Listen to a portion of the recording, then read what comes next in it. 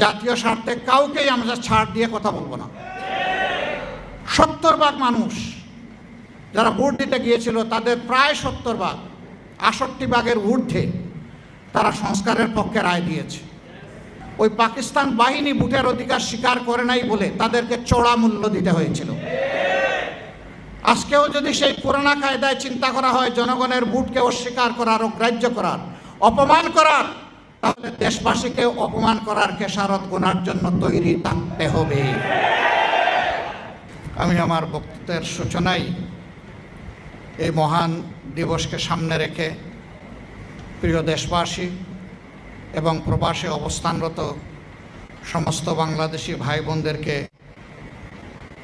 স্বাধীনতা ও জাতীয় দিবসের আন্তরিক শুভেচ্ছা জ্ঞাপন করছি।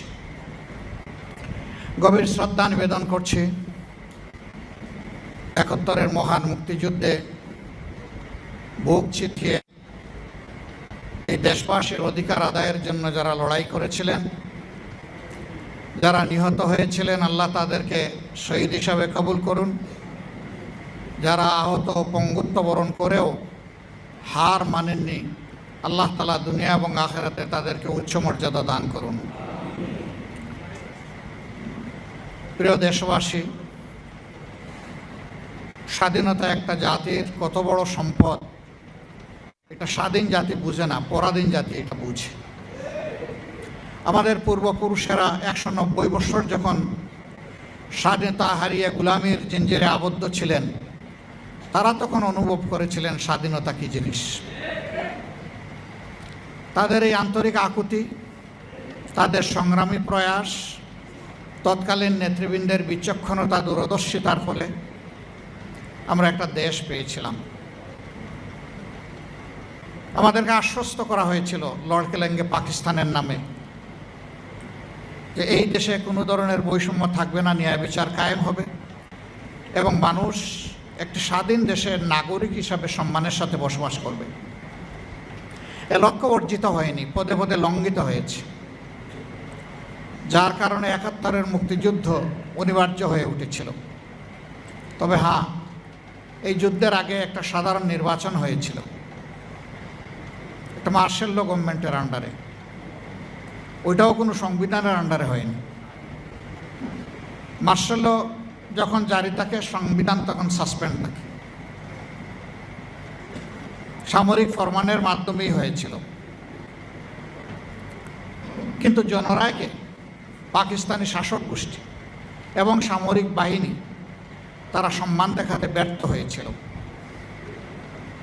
বরঞ্চ জনরায়কে অগ্রাহ্য করে বিপুল জনমানুষের আকাঙ্ক্ষাকে তারা গুলি আর বুলেট দিয়ে, ব্যানর দিয়ে তারা দমিয়ে রাখতে চেয়েছিল। নির্বিচারে মানুষ খুন করেছে, মানুষের ইজ্জত লুণ্ঠন করেছে, সম্পদ ধ্বংস করেছে, দেশকে পোড়ামাটির দেশে পরিণত করেছে। কিন্তু সকল নির্যাতন চালিয়েও মানুষের আকাঙ্ক্ষাতে তারা দমিয়ে রাখতে পারেনি। শেষ পর্যন্ত দেশ স্বাধীন হয়েছে। আরেকবার সেই লড়াকু সমস্ত যোদ্ধাদেরকে অন্তরের অন্তঃস্থল থেকে গভীর কৃতজ্ঞতা জ্ঞাপন করছে, যারা আমাদের জন্য একই মানচিত্রকে স্বাধীনতার মূঢ়কে উপস্থাপন করেছেন, যারা আমাদেরকে একটি সম্মানজনক পতাকা হাতে তুলে দিয়েছে। এই পতাকা এবং মানচিত্রের হাত ধরে বাংলাদেশটা বদলে যাওয়া উচিত ছিল, কিন্তু না, ভূতল পরিবর্তন হয়েছে, ভিতরের জিনিস পরিবর্তন হয়নি। এক এক করে 54 বছর বিদায় নিয়েছে। আমরা আগামীকাল 55তম বছরে ইনশাল্লাহ পা দেব একটা জাতি হিসাবে। দ্বিতীয় বিশ্বযুদ্ধের পর জাপান কি অবস্থায় ছিল সবাই জানেন, কিন্তু মাত্র 3 বছরের মাথায় তারা বিশ্বকে চমকে দিল। তারা বিশ্বের সর্ববৃহৎ ইলেকট্রোমেকানিক্যাল ইন্ডাস্ট্রি মিৎসুবিশি চালু করে বিশ্বকে জানাই দিল যে জাপান ঘুমিয়ে পড়ে নাই। সেই জাপান সেখান থেকে বের হয়ে আসতে পারল, বের হয়ে এসে এখন বিশ্বের একটি উন্নত মর্যাদাশীল জাতি হিসেবে নিচেরা দাঁড়াতে পারল। এই অঞ্চল দুইবার স্বাধীনতা অর্জন করার পরেও আমরা কেন পারলাম না? এই না পারার কারণ আমাদের সাধারণ জনগণ নয়। এই না পারার কারণ হচ্ছে নেতৃত্বের ব্যর্থতা, লোভ, অদূরদর্শিতা এবং সীমাহীন দুর্নীতি। দুর্নীতি শুধু টাকা পয়সা হাত লাগলে হয় না, হ্যাঁ এটাও দুর্নীতি। সবচেয়ে বড় দুর্নীতি হচ্ছে মানুষের অধিকার হরণ করা, অযোগ্য লোকদেরকে যোগ্য জায়গায় বসিয়ে দেওয়া, যোগ্যতা সম্পন্ন লোকদেরকে অপমান করে তাড়িয়ে দেওয়া, এটি হচ্ছে সবচেয়ে বড় দুর্নীতি। দুর্নীতির এই বিষবাষ্প যতক্ষণ পর্যন্ত সমাজ থেকে বিদায় না নেবে, আমাদের সমাজ স্বাধীনতার কাঙ্ক্ষিত সুফল ভোগ করতে পারবে না। এরপরে তার মুখেই শুনলেন, আমি বলার পরে তো হইচই পড়ে গেছিল। আমি বলেছি যে তিনি বিদ্রোহ করেছেন, বেওকুফরা বুঝেছে তিনি স্বাধীনতা ঘোষণা করেছেন। এটা নিয়ে কি যে হইচই। তিনি অবশ্য বলেছেন অনেক সময় এরা ইংলিশটা বুঝে না, উনি ঢাকা বিশ্ববিদ্যালয়ের ইংরেজি শিক্ষকদেরকে ব্যবহার করেছেন। এরপরে তিনি বলেছেন যে না, আমার কাছে এগুলা সংরক্ষিত আছে, পয়সাও লাগবে না, আমি দেখাই দেব, চলে আসো আমার বাড়ি। জানবে না, বুঝবে না, তার আগে চায়ের কাপে ঝড় তুলবে। কেন তুলে জানেন?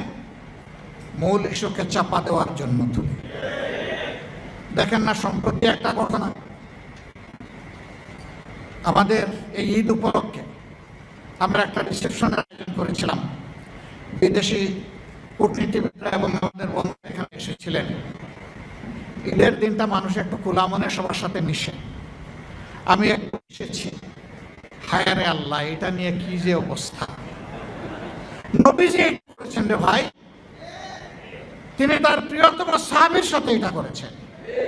এটা তো আমার নবীর প্রিয় সুন্নত। আমি তো আমার নবীর প্রত্যেকটা সুন্নতকে ভালোবাসি।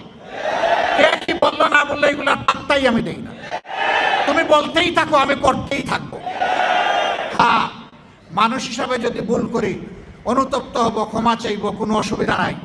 কিন্তু আমার শুদ্ধ কাজটাকে ভুল হিসাবে চালিয়ে দিবা আর মনে করবা নিজেই শুধু জ্ঞানী, আর সবাই চোখ বন্ধ করে অথবা উট পাখির মতো ঠোঁট বালিতে ঢুকতে বসে আছে, এটা মনে করবা না।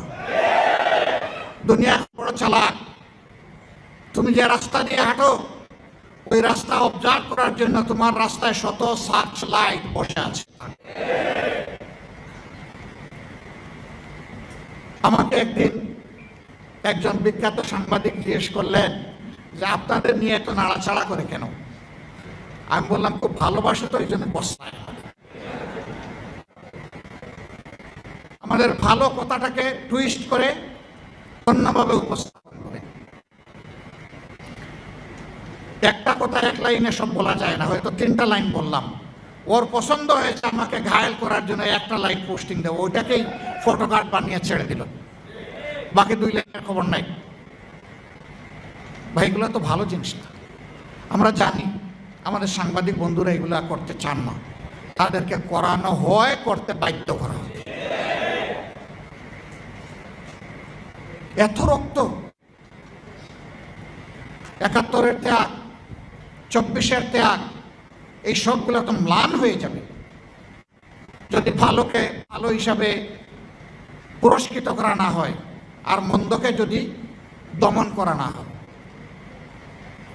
আমরা কি দেখছি?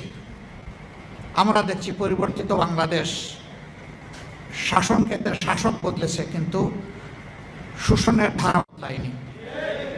ইতিমধ্যে যে সমস্ত লক্ষণ ফুটে উঠেছে আপনারা সবাই পরিষ্কার।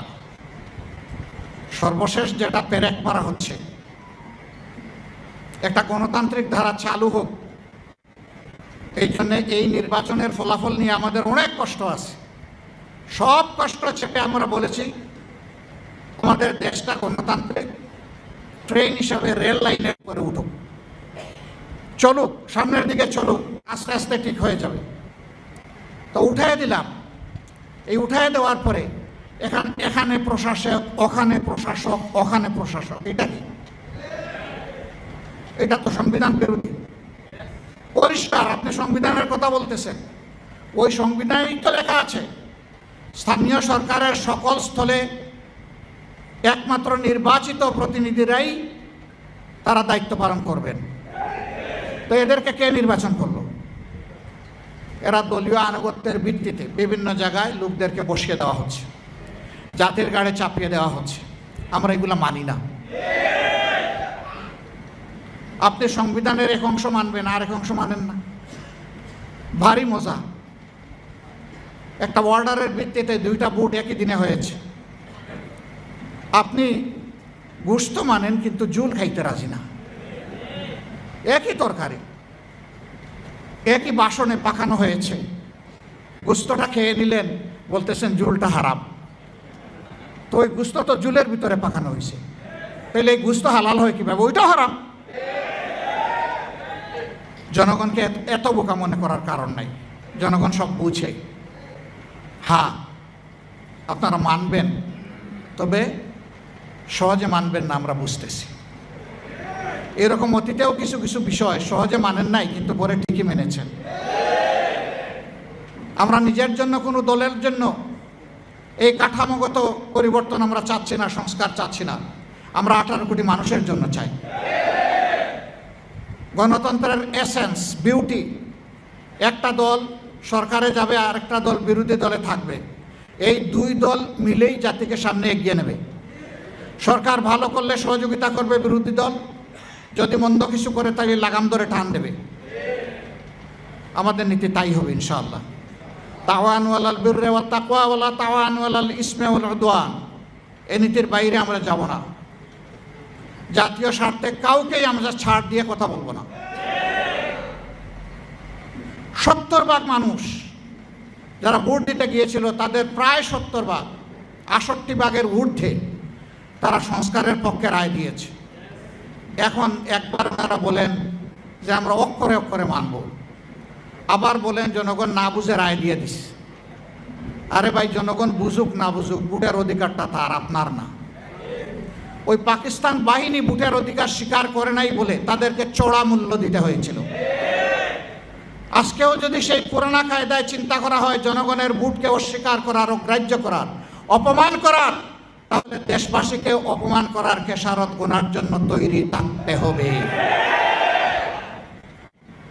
যেই দেশবাসী রক্ত দিয়ে ফ্যাসিবাদ হটানোর রাস্তা চিনে ফেলেছে, এই দেশবাসীকে আর দমানো যাবে না। কি দিয়ে দমাবেন? ফাঁসি, তৈরি আছে। কি দিয়ে দমাবেন? গুলি করবেন, তৈরি আছে। কি দিয়ে দমাবেন? আবার আয়নাঘর কায়েম করবেন, তৈরি আছে। কিন্তু বলে দিচ্ছি, ওই জীবনের বিনিময়ে সব ফাঁসি, এই ধরনের মতলবী বিচার ব্যবস্থা এবং আয়নাঘর সব গুড়িয়ে দেওয়া হবে ইনশাআল্লাহ। আর এগুলো কায়েম করতে দেওয়া হবে না। জনগণের অধিকারের সাথে যারাই সিনেমিনি করবে, তাদের সাথে আমরা কোনো আপোষ করব না। জাতীয় জীবনে আমরা এখন একটা গুরুত্বপূর্ণ জায়গায় আছি, খুবই জটিল জায়গায় আছি। সম্প্রতি যুদ্ধের কারণে গোটা বিশ্ব অস্থির, অর্থনীতি অনেক দেশের ভঙ্গ হয়ে পড়েছে। জ্বালানির অভাবে অনেক দেশ খুঁড়িয়ে খুঁড়িয়ে আসছে। অবশ্য আমরা জ্বালানিতে খুবই সমৃদ্ধ, কারণ আমাদের মন্ত্রী মহোদয় বলেছেন কোনো কিছুর আমাদের অভাব নাই। এই অভাব না থাকার কারণেই কয়েক কিলোমিটার একটা পাম্পের সামনে এখন সারি সারি লাইন। তো অভাব নাই তো এত লম্বা লাইন কেন? আজকেও আমি বিভিন্ন ইন্ডাস্ট্রি মালিকদের সাথে কথা বলেছি। আচ্ছা, বুঝলাম গাড়ি চলবে না, না হয় হাঁটলাম। তো ইন্ডাস্ট্রি যদি না চলে, তাহলে এই দেশ চলবে কিভাবে? সেই ইন্ডাস্ট্রির চাকা ঘুরতে হলেও তো আমার জ্বালানি লাগবে। এ পরিস্থিতি সৃষ্টি হওয়ার সাথে সাথে বলেছিলাম বিকল্প সন্ধান করুন। আজকে বলবো সংকীর্ণতা থেকে বের হয়ে আসুন। এটা সরকারের একার সমস্যা নয়, এটি 18 কোটি মানুষের সমস্যা। এটা শুধু বাংলাদেশের সমস্যা নয়, এটা গ্লোবাল প্রবলেম। এই ধরনের জাতীয় সমস্যায় খোলা মনে সবাইকে নিয়ে বসেন। আমরা প্রস্তুত সব দিক থেকে সহযোগিতা করতে, যতটুকু সম্ভব। আজকেও কয়েকটা দেশের প্রতিনিধিদের সাথে কথা বলেছি যে তারা এই পরিস্থিতিতে আমাদেরকে কি সহযোগিতা করতে পারে। তারা বলেছে আমরা সাধ্যমতো বন্ধু দেশকে সহযোগিতা করার জন্য প্রস্তুত আছি। আমরা যদি এই সরকারের ব্যর্থতা চাইতাম, তাহলে আমরা রাস্তায় এখন নেমে আগুন জ্বালানো শুরু করতাম। আমরা তো সরকারের সফলতা চাই, কিন্তু সরকারই যদি উল্টা পথে হাঁটে, আমাদের তো করার কিছু নাই। সরকারকে সঠিক পথে হাঁটতে হবে। মানুষের আকাঙ্ক্ষাকে সম্মান করুন। একবারে আগামী 29 তারিখ আবার অধিবেশন বসছে, আমাদেরকে নোটিশ দেওয়ার কথা বলা হয়েছে সংস্কার বিষয়ে আলোচনার জন্য।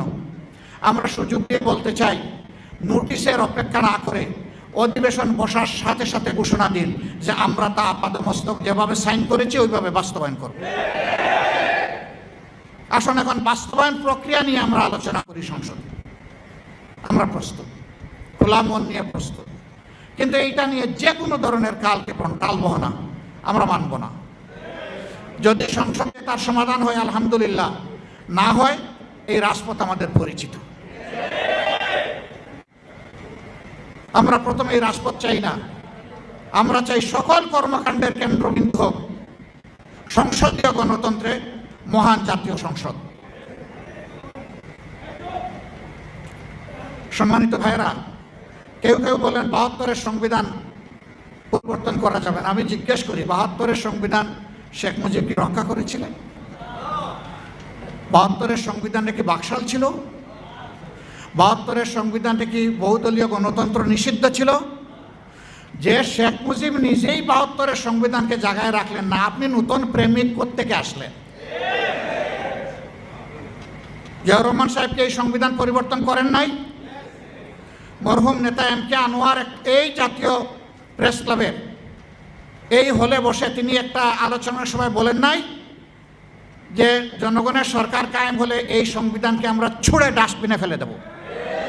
তিনি এই রকমই বলেছিলেন অঙ্গভঙ্গি করে।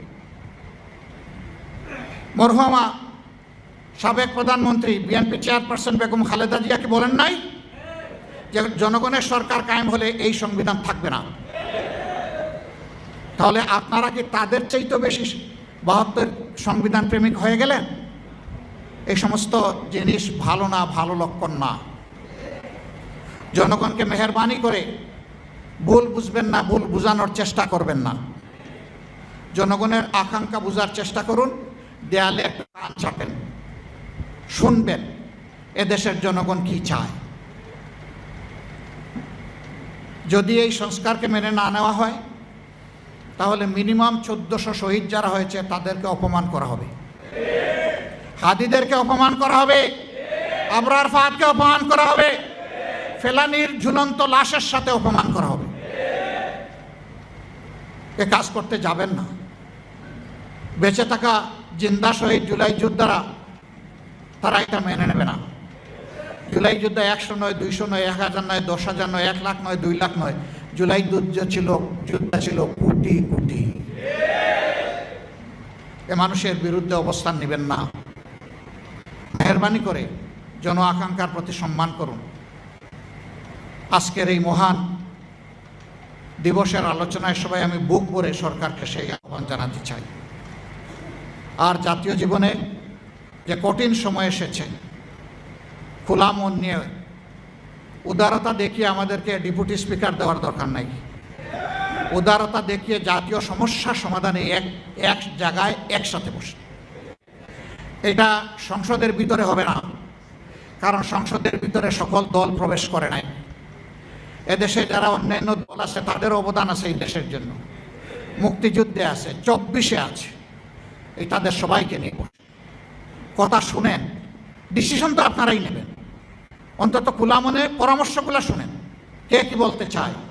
আমি আশা করি জাতি উপকৃত হবে এবং আপনারাও দিশা পাবেন ইনশাআল্লাহ। সেই পারস্পরিক হিংসা হানাহানির রাজনীতি বন্ধ হোক। আফসোস, এখনও শুধু একটা ইলেকশন হয়ে গেছে, সেইটাকে কেন্দ্র করে মানুষ খুন করছে, এমনকি নিজ দলের মানুষকেও খুন করা হচ্ছে। তাহলে ফেসিবাদ বিদায় নিল কোথায়? ফেসিবাদ এতদিন আত্মগোপন করে গর্তের মধ্যে ছিল, এখন আবার মাথা তুলতে শুরু করেছে। দেশবাসীকে বলবো, এই ফেসিবাদ নতুন করে কেউ যদি কায়েম করতে চায়, ইনশাআল্লাহ সবগুলো হাত একত্রিত করে আমরা রুখে দেবো ইনশাআল্লাহ। রুখে দেওয়ার জন্য তৈরি থাকতে হবে।